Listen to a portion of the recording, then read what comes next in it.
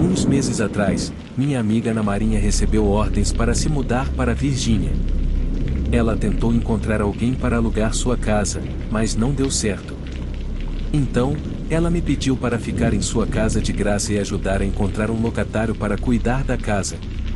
Também aconteceu de minha amiga ter que deixar um de seus gatos para trás porque não havia espaço suficiente para ele onde ela estava indo. Pareceu um pouco de negligência, se me perguntarem, mas não foi minha decisão. Eu realmente gosto de gatos. No começo, fiquei feliz por poder morar na casa dela de graça. Normalmente, eu fico nos alojamentos, que são quartos pequenos com outras pessoas, então isso parecia uma mudança agradável. Quando cheguei à casa dela, fiquei muito desapontado. A casa era grande, mas, meu Deus, estava uma bagunça. Havia coisas espalhadas por toda parte, poeira cobrindo tudo, pulgas por toda parte. Isso me surpreendeu, porque minha amiga parecia ser alguém que mantinha as coisas limpas, mas eu estava errado quanto a isso. Pareceu fácil para mim pedir aos meus amigos para ajudar a limpar e deixar o lugar agradável. Eu a ajudei a terminar de fazer as malas e depois nos sentamos para conversar. Foi quando ela compartilhou sobre o ex dela. Ele estava no exército, assim como eu, mas em uma unidade diferente. No começo, ela achou que ele era legal, mas depois percebeu que ele não era o certo para ela, por qualquer motivo. Quando ela terminou com ele e disse que ele tinha 2 semanas para sair, ele começou a agir de forma muito irritante e infantil. Ele bateu em suas botas, assustou os gatos, deixou o lugar ainda mais bagunçado e bloqueou o carro dela para que ela não pudesse sair sem fazer um escândalo. Depois que ela saiu, eu praticamente fiquei longe do lugar até agendar um dia para mim e meus amigos limpá-lo. Eu ia lá todos os dias para limpar a caixa de areia do gato e dar comida para o gato, mas uma noite, depois de jantar com um amigo, ela disse que queria ir comigo para alimentar o gato. Eu pensei que seria bom mostrar a ela o lugar e descobrir o que precisávamos fazer em seguida. Quando chegamos à casa e saímos, ouvi um barulho alto vindo das árvores próximas. Pensei que poderia ser algum animal. Olhando para trás, poderia ter sido apenas minha memória tornando as coisas mais assustadoras do que realmente eram. Quando me aproximei da porta, me senti realmente nervoso, como se algo não estivesse certo e eu não devesse estar lá. Mas eu não queria incomodar minha amiga, então ignorei o sentimento. Também achei um pouco intrigante quando tentei abrir a porta. Isso significa que eu virei a fechadura, tentei abrir a porta e repeti isso até que finalmente abrisse. Mas, desta vez, a porta abriu depois da primeira tentativa.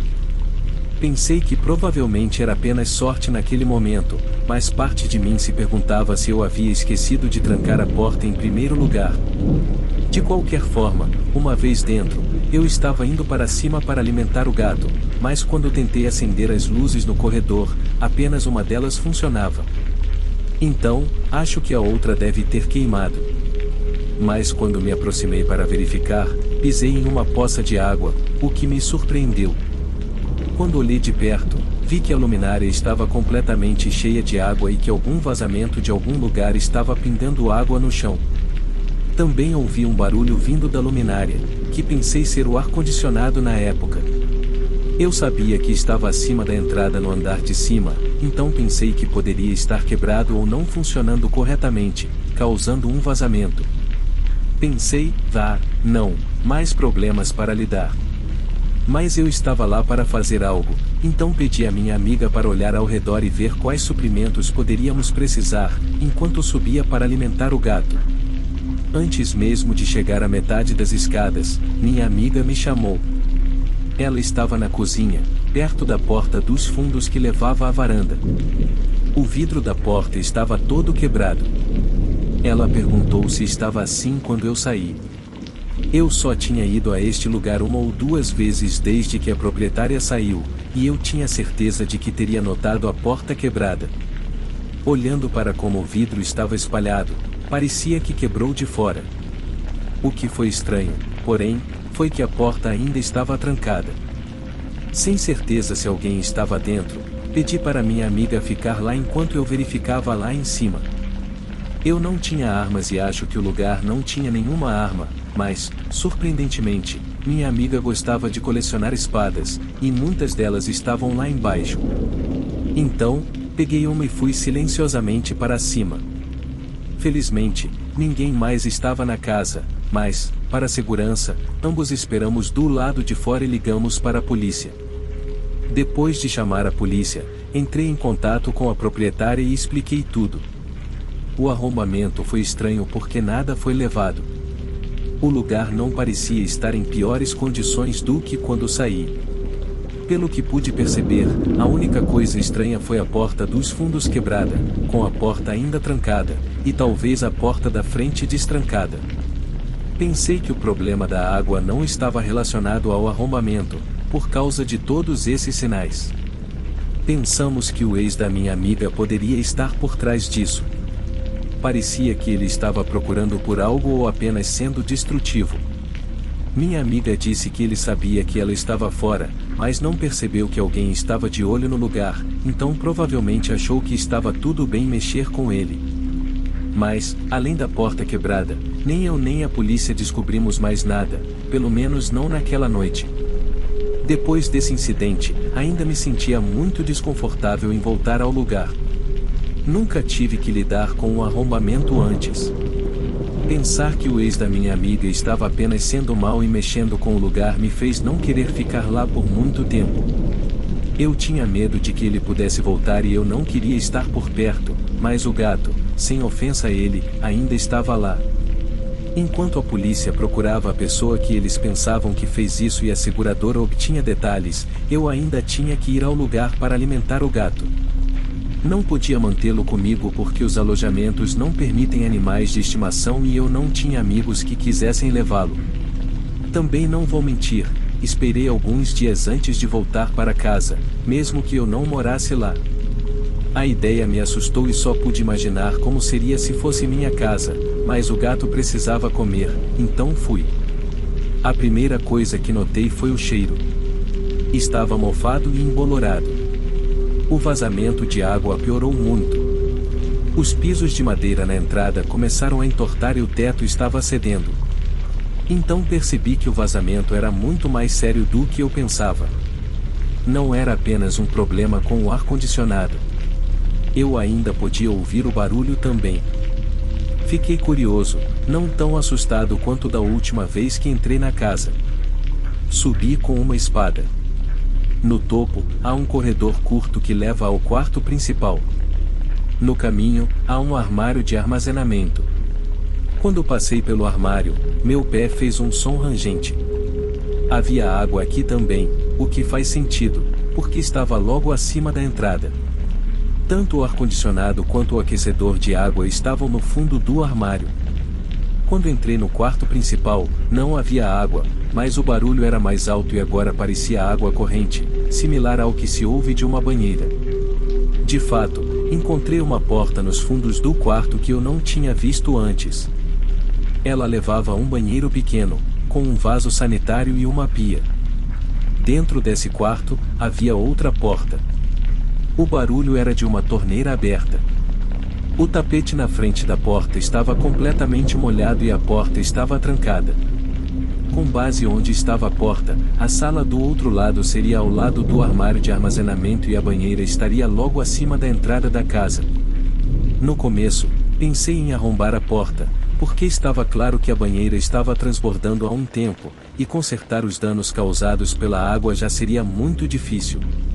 Uma porta quebrada seria o menor dos problemas do proprietário. Mas, então, parei. Não sabia o que poderia encontrar atrás daquela porta. Não queria entrar sem ajuda, então chamei a polícia novamente e pedi a assistência de um policial. Ele desparafusou a maçaneta e abriu a porta. Não havia nada atrás dela, mas a banheira estava cheia e transbordando. Então, pensando em tudo, parece bastante claro o que aconteceu.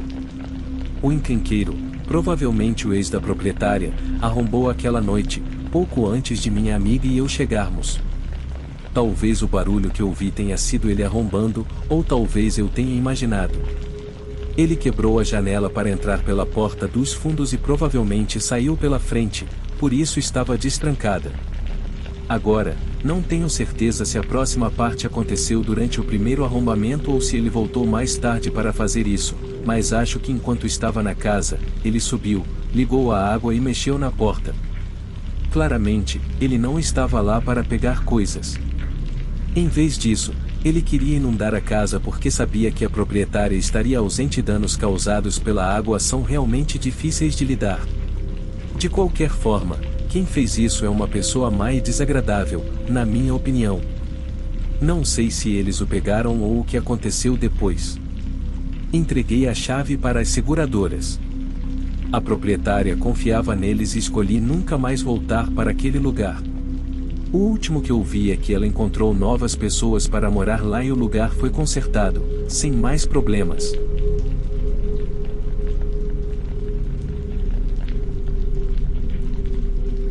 Permita-me relatar um incidente desagradável que vivenciei enquanto estava responsável pelo cuidado do cachorro de alguém. Embora não seja a primeira vez que algo assim ocorre, esta foi a situação mais grave. Iniciei meu trabalho como cuidador de cães aos 13 anos, e isso me rendeu algum dinheiro ao longo do tempo. Costumo divulgar meus serviços no Facebook e no Instagram, o que atrai a atenção de várias pessoas interessadas. Certa vez, recebi uma mensagem no Facebook de um casal solicitando meus serviços devido à sua viagem planejada para a Flórida por uma semana. Concordaram que eu ficaria responsável pelo cachorro deles do dia 4 ao dia 11 do mês. Dei o meu aval e comuniquei que ficaria hospedado em sua residência durante esse período. Tive uma conversa detalhada com o homem, a quem chamarei de Sr. Brown para preservar sua privacidade, sobre as responsabilidades do trabalho. Assim que cheguei à casa do casal, fui apresentado aos dois cães, Mina e Letty. Mina, uma Yorkshire pequena, e Letty, um sabujo azul. O Sr. Brown me conduziu por um tour pela casa, que estava situada em uma vasta propriedade de 76 acres. Considerando que moro em uma cidade com fazendas e minha própria residência ocupa 32 acres, o ambiente não me causou desconforto. Os vizinhos mais próximos estavam distantes, o que exigia uma viagem de carro para contatá-los. O casal explicou algumas regras básicas e a Sra. Brown mencionou uma senhora idosa que morava nas redondezas. Segundo ela, essa senhora era gentil, porém ocasionalmente parecia confusa. A Sra. Brown relatou que a senhora poderia se enganar e entrar na propriedade deles por engano, em vez de ir para sua própria casa. Além disso, às vezes ela até confundia a Sra. Brown com sua falecida filha. Ouvir essa história me deixou profundamente entristecido por essa senhora. Compreendi a dificuldade dos pais em lidar com a perda de um filho, pois meus próprios pais enfrentaram desafios após o falecimento de meu irmão em um acidente de carro. A Sra. Brown assegurou que a senhora não representava perigo, mas caso ela aparecesse na casa, bastava direcioná-la gentilmente de volta ao seu lar. Após a partida do casal, estava ansioso para desfrutar de filmes e relaxar com os cães. Os 2 primeiros dias transcorreram sem incidentes, porém, no terceiro dia, uma senhora idosa, a quem chamarei de Rose, estacionou seu carro na entrada da propriedade. Ao sair para recebê-la, ela rapidamente retornou ao veículo ao me ver e partiu. Presumi que ela tivesse percebido o engano e retornado para casa.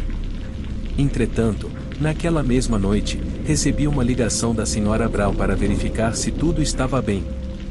Relatei o ocorrido, e ela simplesmente riu, explicando que a Sra. Rose devia ter se confundido e esquecido que estavam fora de casa. Planejei esclarecer o mal-entendido no dia seguinte, mas durante a noite, os acontecimentos tomaram um rumo perturbador. Aproximadamente às 2 horas da madrugada, fui despertado por ruídos leves e persistentes de arranhões do lado de fora da janela. Inicialmente, considerei a possibilidade de ser um pássaro ou algum outro animal. No entanto, o som dificultou meu retorno ao sono. Decidi investigar e me levantei para abrir as cortinas. Ao erguê-las, deparei-me com uma cena alarmante. A Sra. Rose tentava abrir a janela com um alicate. Gritei ao vê-la e, em resposta, ela começou a golpear a janela com a ferramenta. Os cães começaram a latir, e imediatamente os conduzi comigo para o banheiro, trancando a porta como medida de precaução. Após ligar para o serviço de emergência e explicar a situação, mantive contato com o operador enquanto aguardava a chegada da polícia. Os minutos pareciam horas, e o medo crescia à medida que a senhora Rose persistia em sua tentativa de invadir o local. Após um longo período de tensão, finalmente ouvi os passos dos policiais se aproximando. Eles conseguiram deter a senhora Rose e garantiram minha segurança. Após prestar depoimento na delegacia, decidi passar a noite na casa dos meus pais, pois ainda me sentia abalado pelo episódio. No dia seguinte, entrei em contato com a senhora Brown para relatar o ocorrido. Apesar da situação, ela honrou o acordo e me pagou integralmente, compreendendo minha relutância em retornar à residência.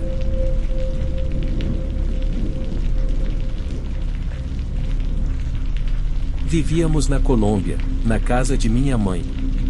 O local era agradável e não enfrentávamos problemas, mas após cerca de 3 meses, coisas estranhas começaram a acontecer.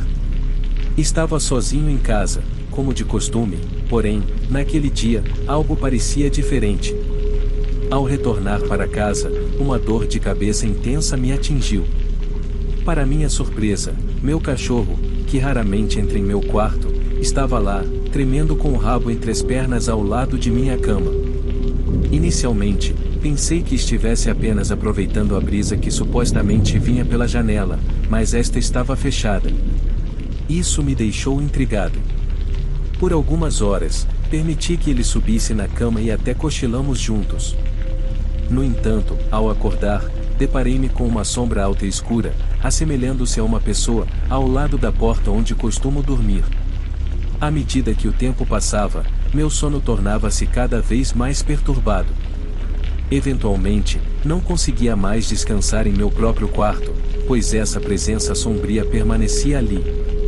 Optei por não compartilhar minhas experiências com minha mãe ou irmã, receoso de que zombassem de mim. Os pesadelos relacionados a essa presença se intensificaram. No último que me recordo, a casa estava envolta em escuridão, e ao despertar, senti uma tontura intensa. A luz da lua ainda iluminava o ambiente. Tive a sensação de que a sombra estava chorando, como se algo a afligisse. Nesse momento, percebi uma distinção entre a sombra em meu quarto e aquela forma humanoide. Pareciam estar em conflito. A presença da sombra assumiu uma aura ameaçadora, deixando-me impotente. Tentei comunicar meu desconforto, mas foi em vão. Incapaz de retomar minha rotina habitual, os distúrbios continuaram. Em momentos de solidão, as portas da casa se fechavam com violência, copos caíam dos armários e se estilhaçavam no chão. Temi que essa assombração jamais me deixasse. Contudo, em um momento de intensa aflição, um grito liberou toda a minha frustração. Após o silêncio, a sombra desapareceu. Não sei se fui eu ou outra força que a fez partir. Mesmo um ano depois, ainda sou assombrado por pesadelos persistentes.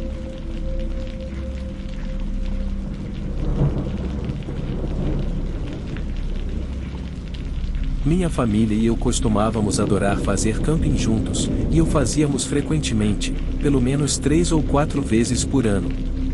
Normalmente, ficávamos em acampamentos tradicionais, como Yogi Bergelistone ou Kaoa. No entanto, desta vez foi diferente. Decidimos experimentar algo novo e fomos para a Floresta Nacional de White Mountain em busca de uma experiência de camping mais primitiva. No entanto, não estava muito animado com isso, pois achava que não seria agradável. Na época, eu tinha cerca de 15 anos e estava passando por minha fase adolescente angustiante. Estava um pouco emotivo e tinha algumas arestas. Ao chegarmos, meus pais começaram a montar o acampamento e, durante esse tempo, meu irmão mais novo e eu não resistimos à vontade de explorar os arredores. Passeamos pela área sem ir muito longe, pois não queríamos nos perder. Nossa conversa era como qualquer conversa entre duas crianças não supervisionadas, discutindo coisas aleatórias. Então, comecei a provocar meu irmãozinho, Jeffrey, fingindo que estávamos perdidos e o alertando sobre ursos e monstros. Pode parecer cruel, mas sempre brincamos assim. No entanto, percebi que ele estava realmente ficando um pouco assustado, então o tranquilizei, dizendo que tudo não passava de brincadeira. Enquanto explorávamos, mantive os olhos abertos em busca de um local legal próximo à água, onde pudéssemos nadar ou pescar. E adivinha só? Tropeçamos no local perfeito. Era realmente bonito e minha mente de criança adorou cada segundo do lado de fora. Sabia que já estávamos fora por um tempo e eu era responsável pelo meu irmão, então não queria nos meter em confusão. Mamãe queria que voltássemos antes de escurecer e estávamos ficando sem luz do dia. Voltamos para o acampamento, jantamos e fizemos nossas atividades familiares usuais, como jogar jogos de tabuleiro e fazer uma fogueira, até ser hora de dormir. Jeffrey e eu tínhamos nossas próprias barracas, e mamãe e papai tinham as deles também. Tínhamos sacos de dormir, uma lanterna e não muito mais, talvez alguns lanches. Contrabandeamos um reprodutor de DVD para assistir a um filme. Adormeci, mas acordei sem motivo, me sentindo um pouco sonolento. Virei para Jeffrey e notei que ele tinha sumido. Isso me assustou e eu me levantei instantaneamente. Saí da barraca e lá estava ele, indo em direção à trilha que tínhamos feito antes. Jeff, o que você está fazendo? Perguntei em tom baixo. Volte a dormir antes que papai descubra o que você está aprontando. Nesse momento, ouvi um barulho vindo da barraca dos meus pais. Preocupei-me que meu sussurro alto estivesse acordado, mas não consegui entender como Jeffrey conseguiu sair da barraca sem que eu percebesse. Ele continuou andando, e logo sumiu de vista. Seguiu com minha lanterna, tentando fazer o mínimo de barulho possível. Eventualmente, o encontrei um pouco afastado da trilha, sentado silenciosamente à beira do lago. Agarrei o braço de Jeffrey e o puxei de volta para o acampamento.